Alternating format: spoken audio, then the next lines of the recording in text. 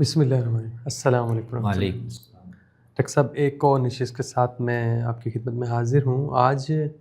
ہمارا موضوع گزشتہ سے پیوستہ ہے۔ پچھلی نشست میں ہم نے عرب کی سلطنت، جو نبی صلی اللہ علیہ وسلم نے بیسیکلی عرب کی سلطنت قائم فرمائی تھی، اور اسی سے ریلیٹڈ بہت ساری پیشین گوئیاں بھی اور بہت ساری روایات اور آثار ہمیں سمجھنے میں مدد ملتی ہے اگر ہم اس نقطے کو سمجھ لیں کہ وہ اہل عرب کی ایک حکومت اور سلطنت کا قیام آپ صلی اللہ علیہ وسلم کے ہاں مقصود تھا۔ آج اسی عرب حکومت کے ایک اور جز کو ہم واضح کریں گے۔ عرب تو کافی سارے لوگ ہیں، بہت سارے قبائل ہیں، لیکن ان میں قریش کو جو سیاسی قیادت ہے، یعنی لیڈرشپ جو ہے وہ قریش کے ذمے لگائی گئی، انہی کو چنا گیا۔ قریش کو اس بڑے امر کے لیے، اس بڑے کام کے لیے منتخب کیا گیا۔ آج کا ہمارا موضوع آثار و روایات کی روشنی میں اسی کے تحت رہے گا۔ آپ صلی اللہ علیہ وسلم نے فرمایا کہ یہ جو سلطنت ہے، یہ حکومت ہے، یہ قریش میں رہے گی جب تک ان میں 2 بندے بھی باقی ہیں۔ یہ روایت آپ صلی اللہ علیہ وسلم نے بیان فرمائی۔ تو قریش خاص طور پہ ان کو اس کے لیے چنا گیا۔ اس پہ تو اس کا سوال یہ ہوا کہ یہ جو ذمہ داری عرب ذریت اسماعیل کو، بنی اسماعیل کو دی گئی ہے، اس میں مرکزی کردار قریش کا ہے۔ وہ اس کا ایک پہلو تو یہ ہے کہ اللہ تعالیٰ نے پورے عرب میں اپنے نبی کا انتخاب وہ قریش میں سے کیا۔ تو جو 2 یعنی جس بنیاد پر بنی اسرائیل کو فضیلت دی گئی، الحکم والنبوہ، کتاب و حکمت بھی اور ملک بھی، حکومت بھی،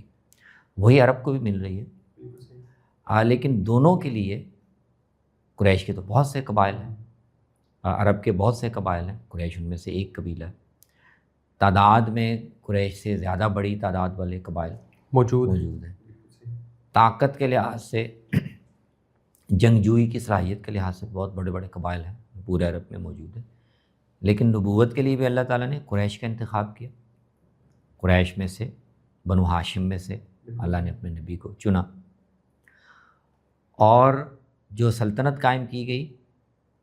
اس کی بھی آپ وہی حضرت ابو طالب والا جو واقعہ ہے نا، اس میں آپ قریش کو ہی بتا رہے ہیں، قریش کے لوگ ہی ہیں ادھر۔ تمہارے اندر اللہ نے اگر مجھے مبعوث کیا ہے تو مجھ پر ایمان لانے اور اس ذمہ داری کو قبول کرنے کا جو ریوارڈ ہے، یا اس سے جو فضیلت ملنے والی ہے، وہ اگر تم قبول کر لو تو اس کے بھی تم ہی حقدار ہوگے، کہ تمہاری سیادت پھر ایک طرح کی سیادت اس وقت بھی تھی قریش، جی وہ سیاسی نہیں تھی، لیکن وہ ایک دینی سیادت تھی، کیونکہ وہ حرم میں آباد تھے، بیت اللہ کے سے متعلق، حج سے متعلق جو بھی معاملات ہیں ان کو انجام دے رہے تھے، تو ایک دینی پیشوائی تو ان کو حاصل تھی۔ تو ان کو بھی یہ کہہ رہے ہیں کہ اگر یہ میرا قبول کر لو تو اس سے جو سلطنت قائم ہونے والی ہے اس میں عرب بھی تمہارے مطیع ہو جائیں گے اور عجم بھی تمہارے باج گزار ہو جائیں گے۔ تو قریش کی یہ حیثیت جو ہے کہ ان میں اللہ نے اپنا نبی بھی چنا، اور ان کو پہلے سے دینی پیشوائی کا ایک منصب حاصل ہے۔ جس جگہ کو اللہ نے مرکز بنانا ہے وہ بھی اسی کے، حضرت ابراہیم جس گھر کو قائم کر کے گئے تھے، اور اسی کو دوبارہ اب مرکز توحید بنانا پیش نظر ہے، تو اس کی تولیت بھی ان کے پاس ہے۔ تو اس پہلو سے کہ جو اقتدار ملے گا اس کی قیادت بھی، اس کی سیادت بھی، اور عرب کو لیڈ کرنے کی ذمہ داری یہ بھی قریش کو ہی دی گئی۔ یہ جو آپ نے فرمایا قریش قیادت کے مستحق تھے یا ان کو قیادت کے لیے چنا گیا، نبی صلی اللہ علیہ وسلم ذکر فرما رہے ہیں۔ جی یعنی اس میں آپ بتا رہے ہیں کہ چونکہ میری بعثت بھی قریش میں ہوئی ہے، مجھ پر اولین ایمان لانے والے مسلمان جنہوں نے پھر ہجرت بھی کی اور پھر مسلمانوں کے پیشوا بنے، وہ بھی قریش میں سے ہی ہیں۔ تو میرے بعد اس امت کو دینی طور پر بھی اور سیاسی طور پر اس کی قیادت کرنے والا گروہ بھی قریش میں ہی ہوگا، اور اللہ تعالیٰ کے یعنی سنت اور اصول کے مطابق یہ اگر اس روش سے انحراف نہیں کریں گے، جب تک ان میں سے 2 لوگ بھی رہیں جو اس دین پر قائم رہیں اور اس ذمہ داری کو ادا کرتے رہیں، تو اللہ تعالیٰ ان سے یہ سیادت چھینے گا نہیں۔ بالکل صحیح، بالکل وہ آپ نے بیان فرمایا۔ تو وہی ایک سیاسی اصول کے طور پر پھر صحیح قائم رہی، اور صحابہ کے آثار میں بھی اس کا صحیح۔ قریش کو کیا صرف بیت اللہ کی وجہ سے دینی سیادت ہی حاصل تھی، یا سیاسی طور پہ بھی وہ ان کی ہاں ایک پوزیشن تھی جس کو پھر انلارج کر لیا گیا، اقتدار پھر بعد میں انہی کے حصے میں آیا؟ کیا نہیں، اس وقت جس وقت نبی صلی اللہ علیہ وسلم کی بعثت ہوئی ہے، اس وقت ان کو عرب میں کوئی اس طرح کوئی سیاسی اقتدار تو حاصل نہیں ہے۔ وہ تو حرم میں رہنے والے ہیں، اپنا ان کا علاقہ ہے، حرم میں رہنے کی وجہ سے ان کو ایک خاص احترام حاصل ہے۔ بالکل ٹھیک ہے، صحیح صحیح ہے، ٹھیک ہے نا۔ اور وہ مثلاً قرآن بھی اس کا ذکر کرتا ہے کہ باقی عرب کے سارے قبائل آپس میں لڑتے ہیں، ایک دوسرے پہ حملے کرتے ہیں، راستے معمول نہیں ہیں، لیکن قریش کو اس دینی حیثیت کی وجہ سے اس سے امن حاصل ہے۔ وہ ایک علاقے میں بھی ایسے آباد ہیں جہاں پہ کوئی حملہ نہیں کرتا، وہ حرم یعنی مامون علاقہ ہے، اور اس شرف کی وجہ سے یہ لوگ سردی میں گرمی میں سفر کرتے ہیں، تو اس میں بھی معمول لیلاف محلت الشتاء والصیف، اور قریشی ہونے کی وجہ سے ان پر کوئی حملہ، تو یہ احترام تو ان کو حاصل ہے، لیکن ان کو سیاسی کوئی اقتدار یا پورے عرب کے لیے کوئی سیاسی فیصلے کرنے کا اختیار اس وقت تک حاصل نہیں ہے۔ بالکل صحیح، لیکن اس کو بنیاد بنایا گیا۔ بالکل ٹھیک ہے۔ پہلے سے جو ان کو شرف حاصل تھا وہ، پھر انہوں نے اس دین کی، اللہ نے ان کے اندر نبی مبعوث کر دیا، یہ شرف اس میں شامل ہو گیا۔ پھر قریش کے بڑے اعیان نے اس دین کو قبول کر لیا اور رسول اللہ کے ساتھی بن گئے، مہاجر بن گئے، یہ شرف ان کو حاصل ہو گیا۔ تو یہ ساری چیزیں مل کر قریش ہی کو وہ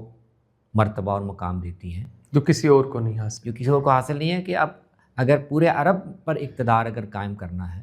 تو اس کی لیڈرشپ بھی قریش کے پاس ہونی چاہیے۔ بالکل صحیح ہے۔ حضرت ابوبکر صدیق کا واقعہ ہے بڑا مشہور، بنو ثقیفہ والا، وہاں پہ بھی انصار کے ساتھ جو ان کی گفتگو ہوئی، اور اس میں بھی انہیں ان کی خدمات کا اعتراف بھی کیا، ذکر بھی کیا، اور اس کے بعد پھر انہوں نے کہا کہ یہ جو معاملہ ہے الامر کا، یہ اقتدار کا، سیادت کا، اقتدار کا، یہ قریش کے علاوہ تو لوگ جو ہیں اس کو تسلیم نہیں کریں گے، کسی کے لیے مانیں گے نہیں۔ اسی طرح دوسری جگہ پہ بھی انہوں نے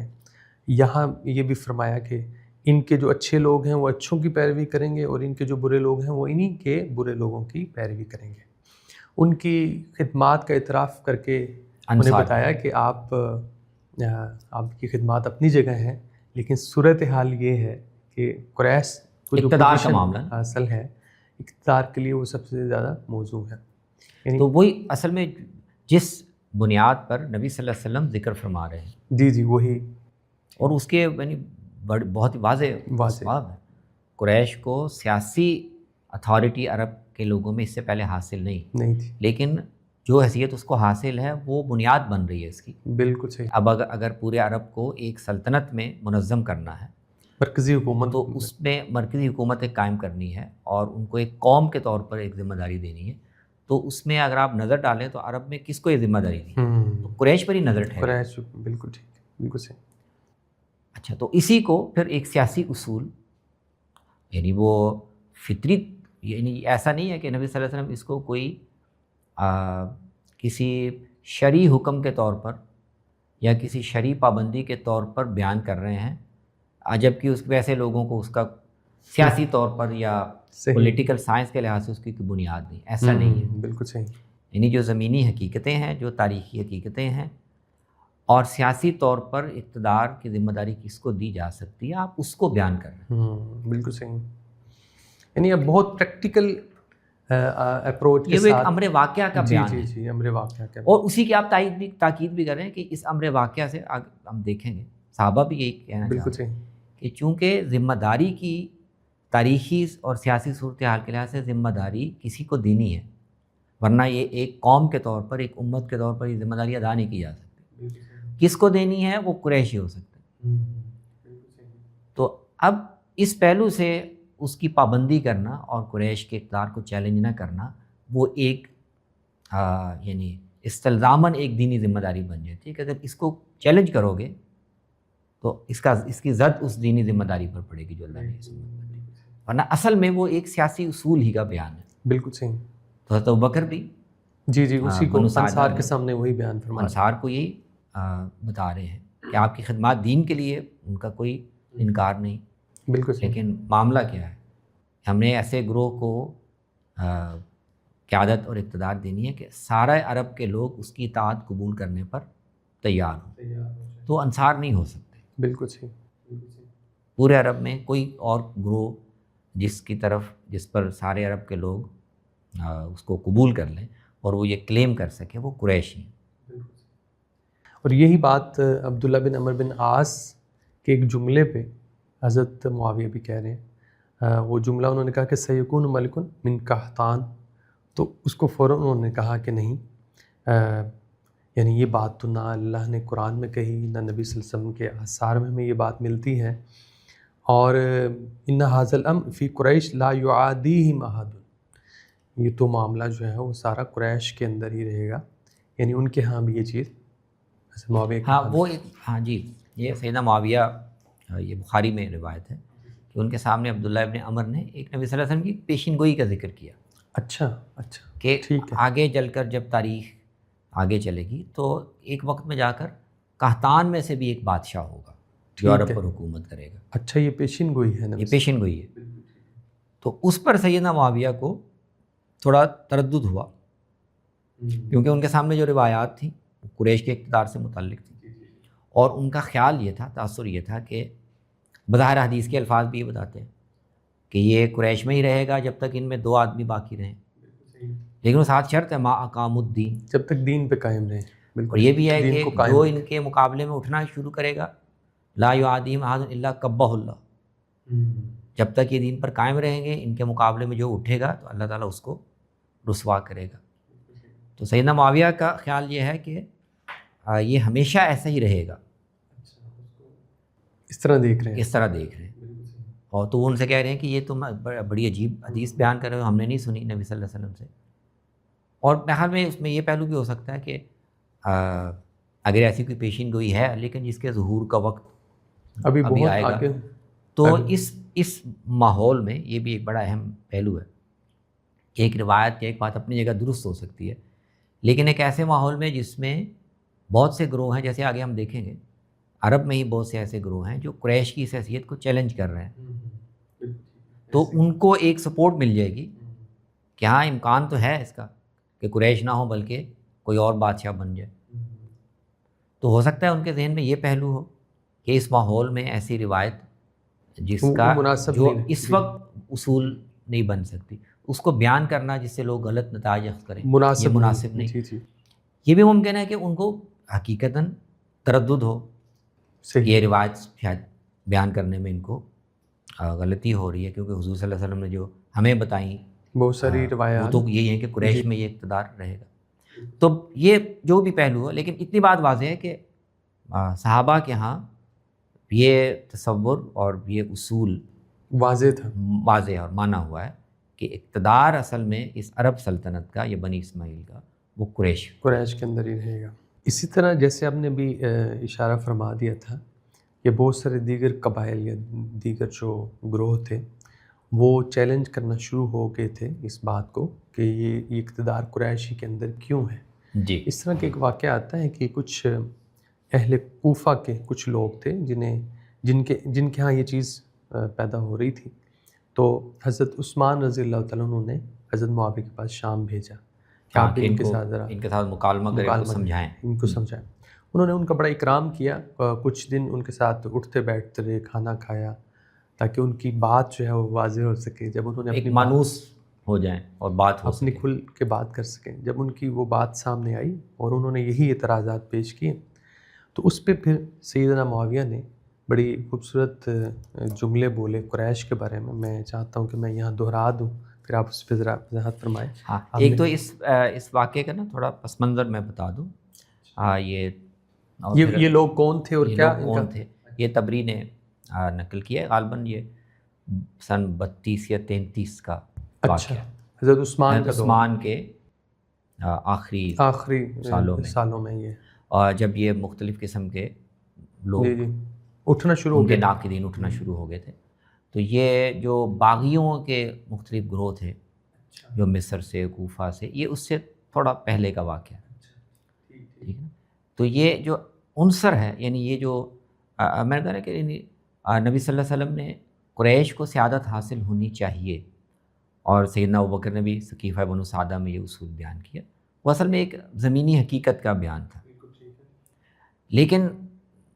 ظاہر بات ہے انصار میں بھی یہ احساس موجود تھا اسلام کے لیے قربانیاں، یعنی وہ اس پہلو سے سعد بن عبادہ یا انصار اس موقع پہ یوں دیکھ رہے تھے کہ اب قربانیوں کی بنیاد پر اور خدمات کی بنیاد پر یہ اقتدار ملنا ہے، تو انصار کی قربانی اور ان کی خدمات کم نہیں ہیں، بالکل صحیح، تو یا تو ہمیں ملنا چاہیے یا پھر ہمیں برابری کے ساتھ اقتدار میں شریک کیا جائے، وہ اس طرح دیکھ رہے تھے، تو وہ بھی ایک سیاسی اصول کی بات کر رہے ہیں۔ سیدنا ابوبکر ان کو بھی سمجھانا پڑا کہ اگر مدینے کی حد تک آپ نے بنانی ہے تو ٹھیک ہے، آپ کا شہر ہے، آپ بن جائیں یا کبھی ایک بن جائے کبھی وہ، لیکن پورے عرب پہ یہ اس نے حکومت کرنی ہے نا، تو عرب کے لوگ آپ کی قیادت نہیں مانیں گے، تو ان کو بھی یہ سمجھانا پڑا۔ تو آگے چل کر سیدنا عثمان کے دور میں یہ رجحان عرب کے دوسرے قبیلوں میں بھی پیدا ہونا شروع ہوا، اور خاص طور پہ وہ قبیلے تھے جو اب 2-3 یعنی 2 دہائیوں تک اچھا وہ بھی خدمات کچھ انجام دے چکے ہیں اسلام کے لیے، یعنی بالکل ٹھیک ہے، عرب ابوبکر کے دور میں جو ارتداد کے خلاف جنگیں ہوئی ہیں تو اس میں یہ مختلف، صرف قریش تو نہیں تھے، عرب کے مختلف قبیلے شامل تھے۔ حضرت عمر کے دور میں جو فتوحات ہوئی ہیں اور جنگیں لڑی گئی ہیں اور سارے علاقے فتح ہوئے ہیں، وہ عرب کے ان سارے قبیلوں نے مل کر انجام دیے۔ تو حضرت عثمان کے دور میں آتے آتے اب ان مختلف قبائل میں بھی جو کچھ سربراوردہ لوگ تھے، سرکردہ لوگ تھے، ان میں بھی احساس پیدا ہونا شروع ہوا کہ اسلام کے لیے تو ہم نے بھی خدمات انجام دی، ہماری تلواروں سے سارے علاقے فتح ہوئے ہیں، تو یہ قریش کو جو اندر یہ احساس ہے کہ لیڈر ہم ہی رہیں گے، یہ کیوں؟ اور یہ 20-22 سال ہو بھی گئے ہمیں قریش کو، یعنی اب انہوں نے اتنا انتظار بھی کر لیا کہ 20-22 سال ہو گئے اقتدار ان کے پاس ہے، یہ بھی ایک وجہ بن سکتی ہے کہ ایک عرصے سے، جی نہیں وہ تو اتنا لمبا عرصہ نہیں بنتا، لیکن اصل میں یہ احساس کہ ہم بھی اب اسلام کے خادموں میں شامل ہو گئے ہیں، ہم نے علاقے فتح کیے ہیں، ہمارے تلواروں سے علاقے فتح ہوئے ہیں، تو اب اقتدار کو بدستور قریش تک، تو یہ بہت سے لوگ تھے، ان میں سے کئی لوگ ہیں جو اس کے بعد حضرت عثمان کے خلاف جو بدامنی اور بے اطمینانی اور ان میں بھی یہ شامل ہو گئے، مطلب اشتر نخی اور اس طرح کے لوگ وہ اسی میں شامل تھے۔ تو پہلے انہوں نے اپنے اس احساس کا اظہار کوفہ میں جو عثمان کے مقرر کردہ عامل تھے اور ان کے جو مقرر کردہ پولیس انچارج تھے اس کے خلاف کیا، کسی بات پر تو تکار ہوئی جس میں انہوں نے کچھ قریش کے تفاخر کا اظہار کیا، یہ غصے میں آ گئے اور اس پولیس انچارج کو آپ سمجھ لیں کہ ان کے ایس پی کو پٹائی کر دی، بالکل مارا، وہ شکایت عثمان کے پاس پہنچی، اور عثمان نے پھر ان لوگوں کو یہ کہا کہ ان کو کوفے سے الگ کر کے یہ وہاں شورش کریں گے، تو ان کو شام میں بھیج دو امیر معاویہ کے پاس کہ وہ ان کو حکمت کے ساتھ ان کے ساتھ بات چیت کریں، ان کو ٹھنڈا کرنے کو ان کو سمجھائیں، تو وہ اس پس منظر میں یہ اچھا سارا واقعہ ہوا۔ بہت اچھا آپ نے واضح فرما دی ہے۔ اب سیدنا معاویہ کا جو قول ہے، یہ بات ہے، وہ بھی اب اچھے طریقے سے واضح ہو سکے گی اس پورے پس منظر کے بعد، اور اسی طرح پھر ان کے نسب کے بارے میں بھی بیان کیا، پھر کہا کہ ان کی شانیں بہت بلند ہیں، کہا کہ ان کے ہاں جواں مردی ہے، اور پھر فرمایا کہ یہ جو ہے وہ جاہلیت میں اور پہلے بھی لوگ جو ہیں بدامنی میں تھے، اور امن کا جو ماحول تھا وہ بھی ان کو میسر تھا، جبکہ باہر لوگ جو ہیں وہ ایک دوسرے کو کاٹ پیٹ رہے تھے اور بالکل صحیح۔ یہ وہی بات جو آپ نے جی تو اب اس یہ لمبا مکالمہ ہے، لیکن اس کا یہ جو حصہ نا جو قریش سے متعلق ہے، وہ جو اس کے کچھ جملے آپ نے پڑھے، تو ان کا اصل میں ان کے اعتراضات یا ان کے احساسات میں ایک یہ بھی ہے کہ قریش یہ کیوں کلیم کرتے ہیں، بالکل ٹھیک ہے، ان کا امتیاز کیا ہے، ایسی کیا خاص بات ہے؟ تو عرب میں تعداد کے لحاظ سے دیکھیں تو ان سے بڑے بڑے قبیلے ہیں، اگر آپ جنگجوئی کی صلاحیت کے لحاظ سے دیکھیں تو ان سے زیادہ جنگجو اور لڑنے والے قبیلے عرب میں موجود ہیں۔ تو گویا وہ یہ معیار بتا رہے ہیں کہ سیادت کے لیے عرب کے اور قبائلی اصول کے لحاظ سے تعداد اہم ہوتی ہے اور قبیلہ طاقتور کتنا، جنگجو کتنا، بالکل صحیح، یہی دو میں ہے۔ تو قریش کو تو اس میں کوئی بھی اس طرح کے امتیاز حاصل نہیں، تو پھر یہ قریش یہ کیوں کلیم کرتے ہیں کہ اقتدار بنی اسماعیل کا ہے، عرب کی حکومت ہے، لیکن لیڈر ہم ہوں گے۔ تو سیدنا معاویہ ان کو یہ واضح کرنے کی کوشش کر رہے ہیں، سمجھانے کی کہ جو معیار تم بتا رہے ہو وہ اپنی جگہ اہم ہے، لیکن اور وہ قریش کو حاصل نہیں ہے،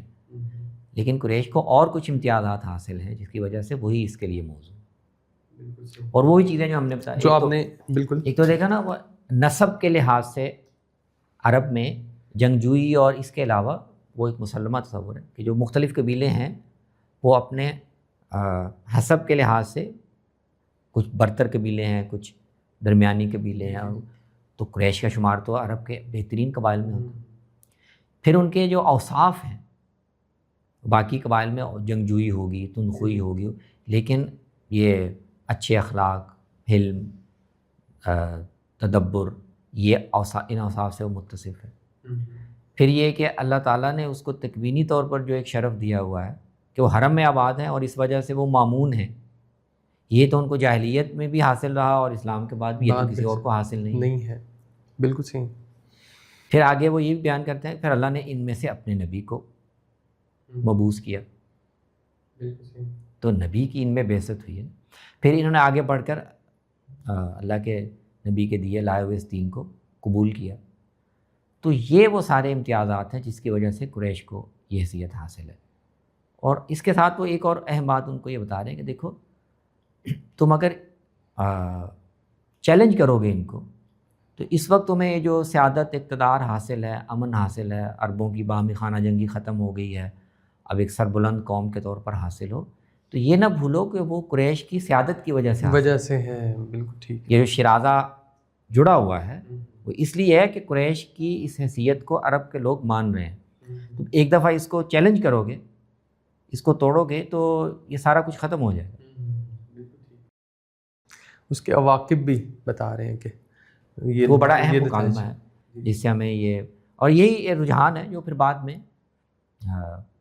خوارج کے ہاں پھر یہ باقاعدہ ایک موقف بن گیا کہ قریش کی کوئی امتیازی حیثیت نہیں، خلیفہ کسی میں سے بھی ہو سکتا ہے۔ بالکل ٹھیک۔ یہ جو آپ نے فرمایا کہ جب تک وہ دین کو قائم رکھیں گے یہ اقتدار قریش میں رہے گا، یہ دین کو قائم رکھنے سے کیا مراد ہے؟ اس کی کیا پریکٹیکل صورت ہمیں دکھائی دی اگر ہم عملی طور پہ؟ قائم رکھنے کا مطلب یہ ہے کہ جو قرآن نے بیان کیا نا، الذین مکناہم فی الارض، کہ ان کو جب ہم زمین میں اقتدار دیں گے، اقاموا الصلاۃ وآتوا الزکاۃ وامروا بالمعروف ونہوا عن المنکر، تو وہ دین نے جو توحید کا دین ہے، تو نماز قائم کرنا، زکوٰۃ کا اہتمام کرنا، جتنے معروفات ہیں ان کو فروغ دینا، جتنے منکرات ہیں ان کو روکنا، یہ اس اقتدار کی ذمہ داریاں ہوں گی۔ اور ظاہر ہے کہ اس کے لیے ضروری ہے کہ سب سے پہلے خود یہ جو اصحاب سیادت ہیں یہ خود اس کا نمونہ بنے، اس پر قائم رہیں۔ لیکن ایسے ہوا، یعنی پریکٹیکلی ہم دیکھتے ہیں سیاسی طور پہ تو پہلے خلفائے راشدین رہے، پھر بنو امیہ کا دور آیا، اسی میں پھر اضمحلال آتا گیا نا، اسی میں خلفاء کے بعد پھر آہستہ آہستہ جو ملوک آئے تو وہ اپنے ذاتی سیرت و کردار میں بھی اس پیار پر نہیں رہے، اور دوسری بات یہ کہ جو طرز حکومت ہے، انصاف سے کام لینا، سب لوگوں کے جو طرز حکمرانی کے جو جس کو خلافت علی منہاج النبوہ کہتے ہیں، اس کے جو آداب اور شرائط تھے اس سے پھر ظاہر ہے معیار میں کمتر ہوتے چلے گئے اور اسی کی وجہ سے پھر فتنے بھی پھوٹے. وہ ایک پھر پورا موضوع ہے, آگے مطالعہ کریں گے انشاءاللہ اس کا. یہ جو حکم تھا نبی صلی اللہ علیہ وسلم نے فرمایا کہ قریش کے اندر رہے, یہ ایک وقتی حکم تھا؟ اپنے حالات میں آپ نے ایک فیصلہ کیا, یہ بعض علماء کا موقف بھی ہے. جی یہ اچھا اہم سوال ہے. اس میں نے جیسا کہ نہیں کہ اس میں دو پہلو, ایک پہلو تو ہم نے بات کی ہے وہ اہم ہے کہ اصل میں ایسا نہیں ہے کہ رسول اللہ صلی اللہ علیہ وسلم جیسے شریعت میں ایک حکم دے کر پابند کیا جاتا ہے کہ بھی اللہ تعالیٰ کی طرف سے حکم ہے کہ ایسے کرنا ہے, تو اگر وہ کوئی شرعی حکم ہو تو اس کی تو کوئی اور بنیاد دیکھنے کی ضرورت نہیں ہوتی. جی جی, اور مسلمان اس کے پابند ہوتے ہیں. لیکن یہ جو ہدایت آپ فرما رہے ہیں یہ بلکہ ہدایت سے بھی زیادہ ہدایت کے بجائے اس کا اسلوب ایک پیشین گوئی کا ہے اور ایک طرح کی تلقین کا ہے کہ اس کے لیے موضوع بھی یہی ہے اور اللہ کی تائید بھی حاصل رہے گی جب تک یہ دین پر قائم رہے. تو یہ کوئی شرعی حکم نہیں ہے کہ جس کی اور کوئی سیاسی سماجی بنیاد نہیں تھی, لیکن اللہ کے نبی نے پابند کر دیا کہ تم نے قریش میں سے, ایسا نہیں ہے. وہ ایک بیان واقعہ ہے. دوسری بات یہ کہ جو دوسرا سوال آپ نے اٹھایا نا, وہ جدید دور میں بعض اہل علم کے ہاں اس کو دیکھنے کا یہ زاویہ پیدا, مولانا مودودی نے یہ تعبیر کی کہ یہ اسلام تو شورائی ایک سیاسی اصول بیان کرتا ہے اور اس میں عرب عجم کا کوئی فرق نہیں ہے. اسلام کی نظر میں عرب اور عجم ایک جیسے, تقویٰ کا معیار دینداری ہے. تو اگر یہ ہے تو پھر یہ سوال پیدا ہو جاتا ہے کہ قریش کو ہی کیوں, کہ پھر اللہ تعالیٰ نے قریش ہی کو کیوں اقتدار کے لیے, جب متقی ان سے زیادہ ہو سکتے ہیں غیر قریش بھی, اور عجم کے لوگ زیادہ دیندار ہو سکتے ہیں عرب سے, تو ایک سوال پیدا ہو جاتا ہے. تو پھر مولانا کے توجہ یہ کی کہ اصل میں یہاں پر مصلحت کو ترجیح دینے کا اصول قائم ہے. اسلام کا اصل اصول تو یہ نہیں ہے, وہ تو ساری دنیا کے لیے دین ہے, اس میں عرب عجم کا کوئی تفریق نہیں ہے, اور اس لحاظ سے اقتدار کو کسی ایک گروہ کے ساتھ خاص کرنا یہ اسلام کا اصل اصول نہیں ہے, اس کی روح کے منافی ہے. لیکن پھر حضور نے ایسا کیوں کیا؟ وہ ایک وقتی مصلحت کے کہ آپ کے فوراً بعد اگر یہ ذمہ داری قریش کو نہ دی جاتی اور ان کے لیے خاص نہ کی جاتی تو معاملہ آگے چل نہ سکتا. تو انہوں نے اس کو اس طرح سے حل کرنے کی کوشش کی, تعبیر کی. تو اس میں دیکھیں نا مسئلہ بنیادی کیا ہے, وہ یہ نہیں دیکھ رہے کہ اسلام بطور ایک دین کے ایک عام تعلیم ہے, لیکن جو سلطنت دی جا رہی ہے وہ تو بنی اسماعیل کو دی جا رہی ہے, وہ تو عرب کو دی جا رہی ہے, اور عرب میں کس کو اقتدار ملنا چاہیے وہ قریشی کا بنتا ہے. بالکل, زمینی حقائق یہی ہیں, زمینی حقائق یہی ہیں. تو اگر آپ اس پس منظر کو نکال دیں کہ یہ بنی اسماعیل کی سلطنت تھی, عربوں کو دی گئی تھی,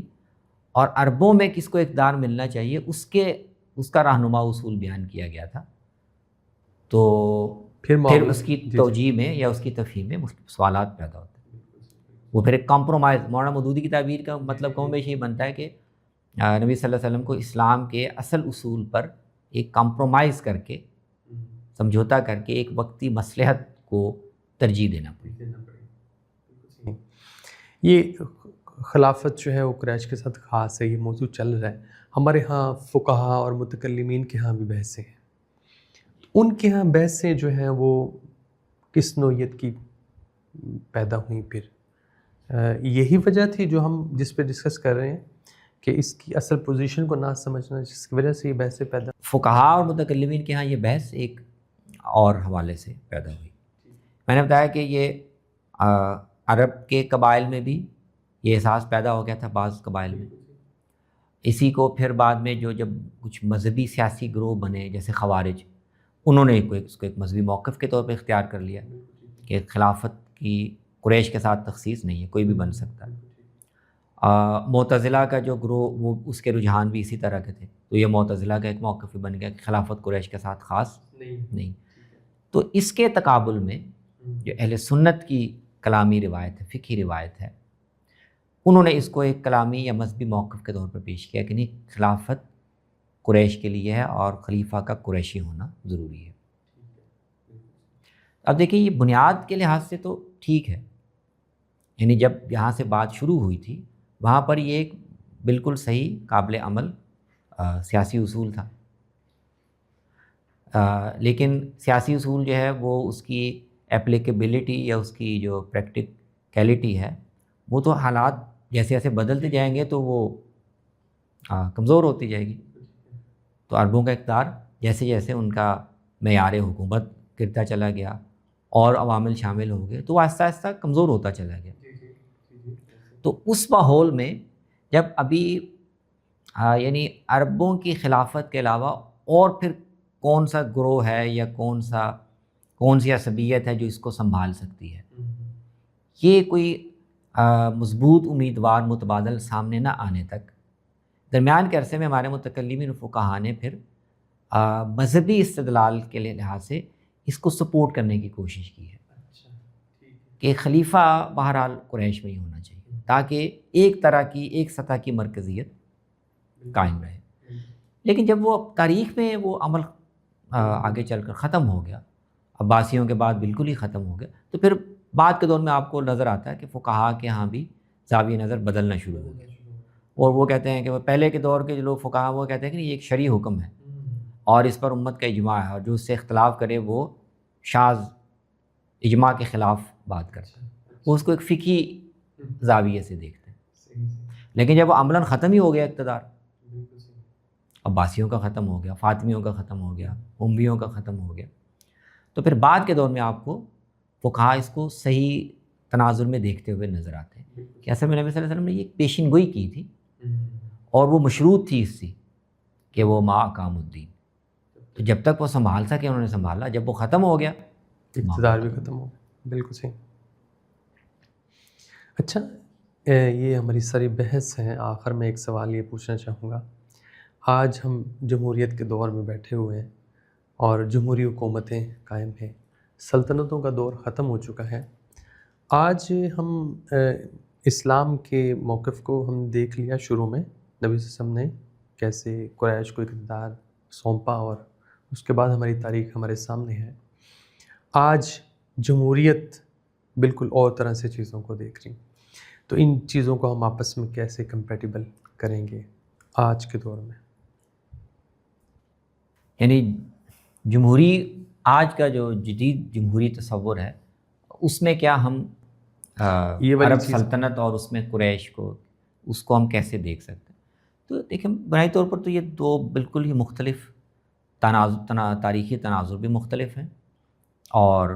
اقتدار کا سیاسی تصور بھی بالکل مختلف ہے۔ تو جو ہمارا جمہوری فریم ورک ہے اس میں تو یہ پورا عمل قابل فہم ہی نہیں ہے۔ بالکل صحیح، میچ ہی نہیں کرے، یعنی اس میں تو جمہوریت میں تو سلطنت کا تصور ہی نہیں، ایک عرب امپائر قائم ہو جو اجمی قوموں پر حکومت کرے، تو جمہوریت میں تو یہ قابل فہم نہیں ہے۔ پھر عربوں میں بھی ایک خاص گروہ کے لیے مستقل طور پر مان لیا جائے کہ یہی اقتدار میں رہیں گے، یہ بھی اس میں قابل فہم نہیں۔ تو اس پیراڈائم میں تو وہ قابل فہم نہیں، اس کے اپنے یعنی تفہیم کے اپنے اصول ہیں اور وہ جمہوری اصولوں پر اس کو ایکسپلین کیا بھی نہیں جا سکتا اور کرنا بھی نہیں چاہیے۔ اس میں ایک طرف تو ایک تاریخی عمل ہے جو رونما ہو رہا ہے، اس میں تکوینی طور پر اللہ تعالیٰ کا ایک فیصلہ ہے کہ میں نے اس قوم سے یہ کام لینا ہے، یعنی ان کو اقتدار دینے کا فیصلہ اللہ نے اپنی ایک دینی ہدایت کے حوالے سے کیے گئے فیصلے کی بنیاد پر کیا گیا ہے۔ بنیادی فیصلہ تو وہ اللہ نبی نہ بھیجنے کا فیصلہ کرتا تو اگلے مراحل نہ پیش آتے، اور قریش کو اس میں سیادت دی گئی، وہ بھی جمہوری اصول پر نہیں ہے۔ یعنی اگر چاہے ان کا احترام تھا، لیکن اگر آپ جمہوری اصول پر دیکھیں تو یعنی اس طرح کے وہ سارے قریش عرب کے لوگوں نے اپنے اختیار سے یا ووٹنگ کر کے ان کو اقتدار، ایسا تو نہیں ہے. عربوں نے تو بغاوت کر دی سب نے. جی جی جی. تو جمہوریت کا اصول وہ اس کے پیدا ہونے کا پس منظر اور تاریخی حالات بالکل وہ بالکل اور ہے. اچھا میں بس اس سے جڑتا ہوا ایک اور تھوڑا سا پہلو آپ سے واضح کروا لوں، اگرچہ اس پہ بڑی تفصیلی گفتگو ہو سکتی. آج کی جو کاوشیں ہماری دوبارہ خلافت کے قائم کرنے کی، ہمارے ہاں وہ تصور وہی امپائرز والا ہے، تو ان کاوشوں کو آپ کس طرح دیکھتے ہیں؟ تو یہ یعنی ایک ہی عمل ہے جو اس طرف سے ہو رہا ہے. اگر آپ جمہوری اصولوں کو سامنے رکھ کر اس کو ایکسپلین کرنے کی کوشش کریں تو آپ اپنے حاضر کو ماضی پہ جا کے منطبق کرنے کی کوشش کریں. اور یہ عمل آپ دوسری طرف سے کریں تو وہ بھی اتنی غلط. اس طرح کا خلافت کا جو تصور ہے، یا وہ آج کے بدلے ہوئے حالات میں اس کو آپ تھوپنے کی کوشش کریں، تو عمل تو وہی ہے. اس میں آپ حاضر کو جا کے ماضی پہ تھوپ رہے ہیں، اس میں آپ ماضی کو لا کے حاضر پہ تھوپ رہے ہیں. وہ جو خلافت تھی اور اس کی جو بھی شکل تھی، اس کا ایک خاص تاریخی پس منظر ہے. اس میں وہ تاریخ میں رونما ہوا، اس نے نتائج مرتب کیے، تاریخ کے عمل کو آگے بڑھا دیا، وہ ختم ہو گیا. آج ہمیں اپنی امت کو اپنی سیاسی ذمہ داریاں، اپنے سیاسی اہداف اور اس کے لیے کیا میکانزم نتیجہ خیز ہو سکتا ہے، وہ آج ہمیں خود دیکھنا ہے. آج کے حالات میں ہم طے کریں گے. قریش کی سیاسی قیادت، عرب کی سلطنت کے اندر قریش کو کیا خاص حیثیت حاصل تھی، اور ان کی سیاسی قیادت کے حوالے سے آثار، روایات اور تاریخ کا آپ نے بڑا خوبصورت تجزیہ پیش کیا. اللہ آپ کو جزائے خیر دے. انشاءاللہ آپ سے دوبارہ ملاقات ہوگی. السلام علیکم. وعلیکم السلام.